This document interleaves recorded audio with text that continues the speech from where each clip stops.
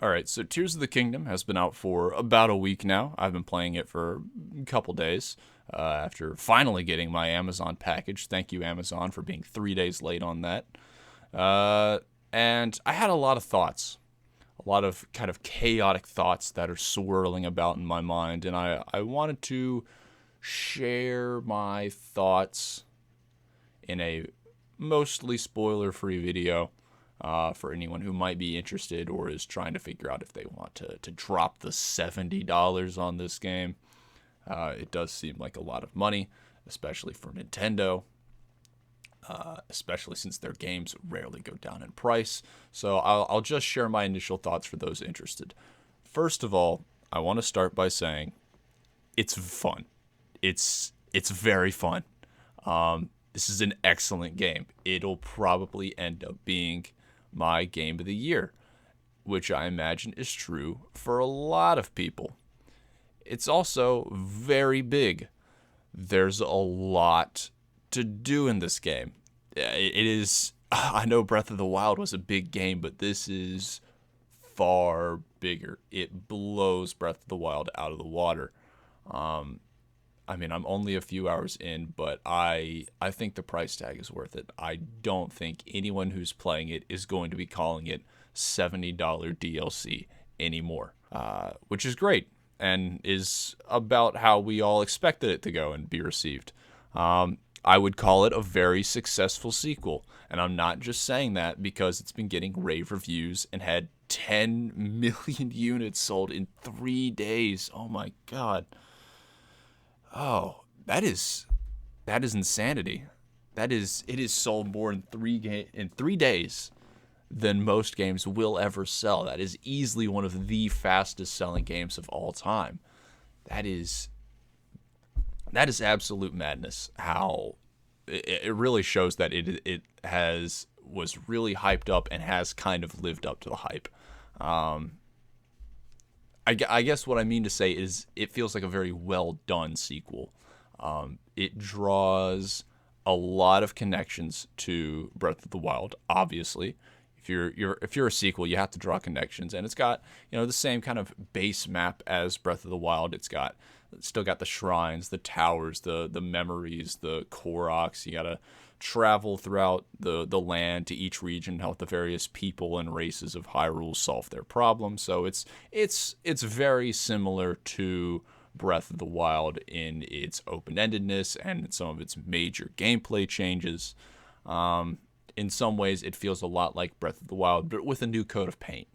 But it is simultaneously a very different game. Like I said, it's big. The map is much, much bigger in this game. There's a lot more to do. There's new areas to explore. There's new towns and settlements. Almost no location feels entirely identical to Breath of the Wild, and that's kind of cool. It shows that a lot of attention and attention to detail was put into this game for almost everything to have been changed somewhat. There's also a lot that is new and that has been replaced from Breath of the Wild. You got new enemies, new abilities, new items, and new crafting systems. This is all stuff we saw in the trailers and gameplay reveal. And even the things like the dungeons, the bosses, the story, it all feels like a slight step back towards more traditional Zelda if you compare it to the almost non-existent story. Well, I wouldn't say non-existent, but the story and the bosses and the divine beasts of Breath of the Wild, that was all cool, but it definitely wasn't super traditional Zelda-esque, and this is a slight step back and a recognition of the more die-hard Zelda fans that didn't see what they wanted in Breath of the Wild. So it's got a lot new. There is some that has been replaced, and the things that have carried over from Breath of the Wild to Tears of the Kingdom feel like they have been remodeled or repainted to help fit Tears of the Kingdom's identity and aesthetic and new gameplay mechanics, which is great. You love to see it. It is simultaneously a very similar and also very different game to Breath of the Wild. And I'm not entirely sure how that makes me feel. I guess critically speaking, I'm very glad this game has its own identity, because identity and breaking from the past is something that a lot of sequels really struggle with, especially video games. I mean, that's not true for all video game sequels. You take a look at something like Grand Theft Auto, that has a completely new world and new characters and new content every time you get a new GTA game, if we ever get a new GTA game. But as long as it has the same gameplay mechanics, it's still GTA. You know, no one's gonna complain. Those games can look completely different from one another, but as long as they all still play more or less the same, then it's gonna be a good time. But Tears of the Kingdom is not that. It's got the same world as a sequel, direct sequel to Breath of the Wild. It's gonna have the same world, the same characters, a lot of very strong similarities to Breath of the Wild, and so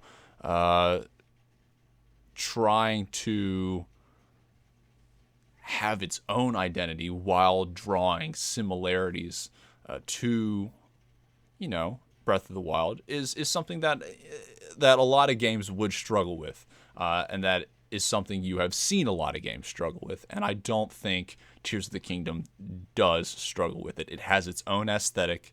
It's got new gameplay mechanics. It's got puzzles and a world designed around these mechanics. Breath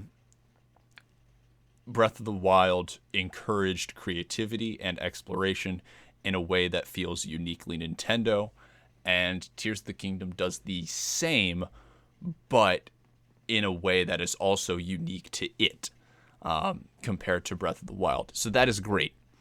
It has its own identity while also drawing parallels to Breath of the Wild, and I love it for that. But it is not the game I guess I was hoping it would be. It's everything I expected, but it's not what I was hoping it would be. And this is probably just me. I don't mean this as a criticism of Tears of the Kingdom in any way, but for me, I think Breath of the Wild was something truly special. Like, I became obsessed with Breath of the Wild as soon as I saw gameplay footage of it. I bought a Switch just so I could play Breath of the Wild. I dropped the $320 something because price gouging, and then the extra $60 on Breath of the Wild, and then the $20 something DLC. Like, I spent nearly $400 just to play Breath of the Wild, and I think it was worth every penny. I played that game every day. As soon as I got it, I played it every day for hours a day for weeks. I spent hundreds of hours playing Breath of the Wild, just exploring every nook and cranny of the world, seeing every little thing I could.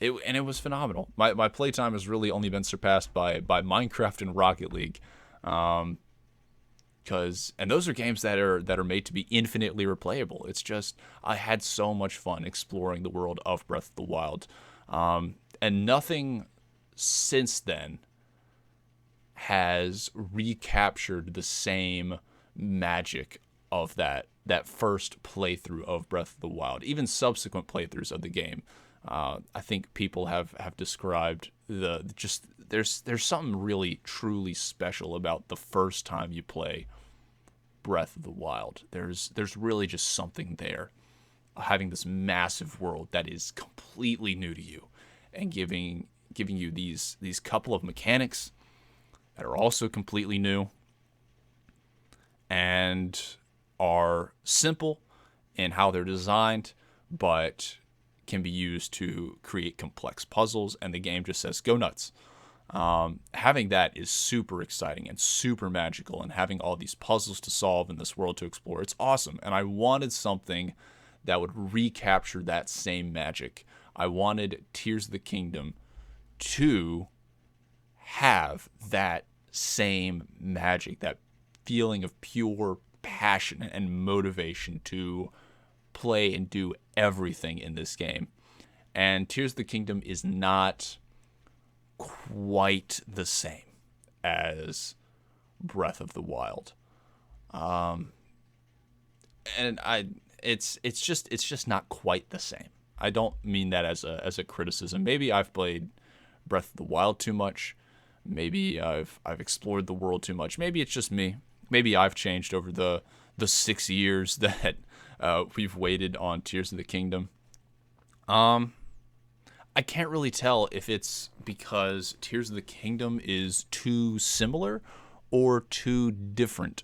Maybe both. Maybe it was an impossible task trying to recapture that same magic that Breath of the Wild had. I think that's maybe what I'm realizing now, because Tears of the Kingdom's similarities are what make me want to draw comparisons to Breath of the Wild, but at the same time, they're also what make me go, oh, I've already done this. I've already explored this.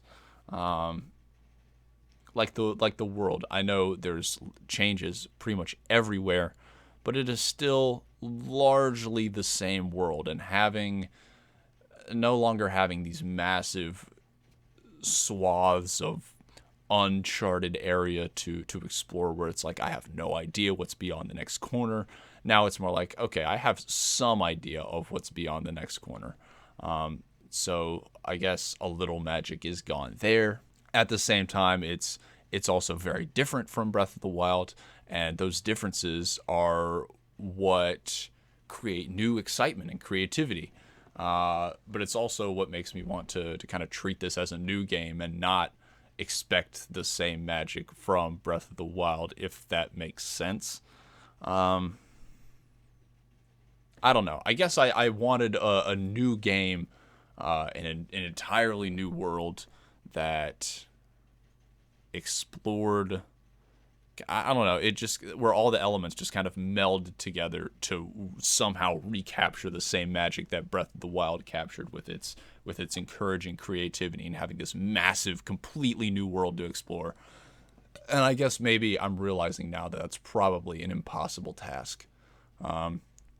As disappointing as it is to say. I'm not saddened by that, though. I'm not super saddened. If anything, it allows me to recognize and appreciate that Breath of the Wild was something truly special. And the fact that these games are similar yet also very different means that I have a reason to go back to Breath of the Wild eventually. Probably not anytime soon. I'm going to take my time. I'm going to savor every minute of Tears of the Kingdom. But one day I'll come back to Breath of the Wild, and that is something I was really, really concerned with before starting Tears of the Kingdom, of being, what if I never want to come back to Breath of the Wild? And I don't think that's going to be a problem. So overall, I think Tears of the Kingdom is definitely lived up to the hype. It has been everything I could have expected from it, even if it doesn't quite recapture the same magic that Breath of the Wild had. But maybe that was an impossible task. I don't know. But it's been fun. I highly recommend it. Not that you need me to tell you that. You can just look at any of the thousands of rave reviews for this game, and you could probably be convinced very easily that you need to pick this up and try this game for yourself, because, you definitely should. It's phenomenal. Please play it.